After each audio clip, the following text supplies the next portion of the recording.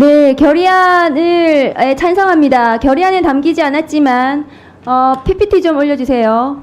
어제 언론 보도에 윤석열 피청구인 내란숙의 12월 7일 국회 그 대통령 담화 때 2차 계엄은 없을 것이다 라고 본인이 담화 때 말했는데도 불구하고 검찰 수사 보고서에는 이 피청구인의 담화가 거짓이다.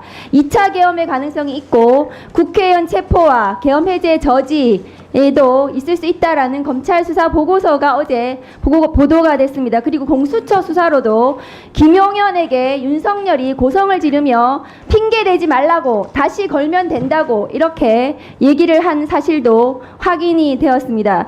윤석열이 복귀를 하면 2차, 3차 계엄은 100%입니다. 잔인하고 사리 분별 능력이 매우 부족하기 때문입니다.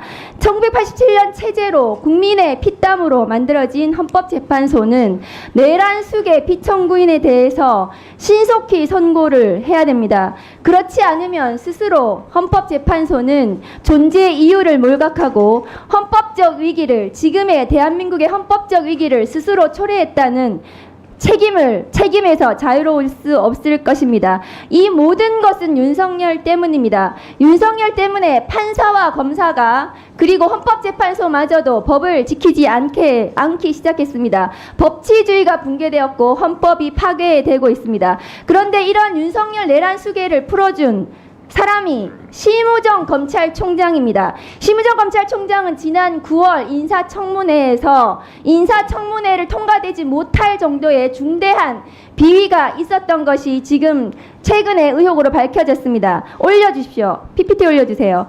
심우정 검찰총장의 딸이 국립외교원 연구원 채용 관련해서 최종 합격자가 되었습니다. 그런데 이 심우정 검찰총장의 딸은 다음 거 보내주세요.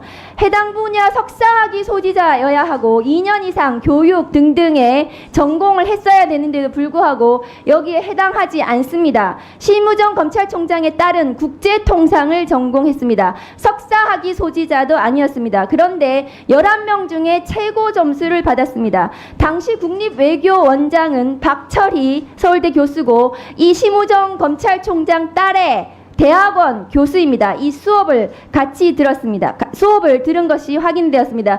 지난 9월 인사청문회 당시 심우정 검찰총장에 대해서 제가 제기한 문제점이 지금 또 드러난 것입니다. 다음 거 보여주세요.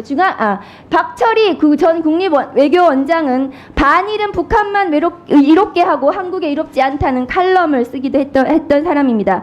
이 심우정 검찰총장에 따라 외교부에 또 합격이 됩니다. 외교부는 올해 1월 채용 공고에서 면접까지 진행된 최종 합격자 1인을 불합격 처리하고 심우정 검찰총장의 딸을 자격에 되지도 않는데도 불구하고 최종 합격 처리했습니다. 이 부분에 대해서 반드시 수사가 필요합니다.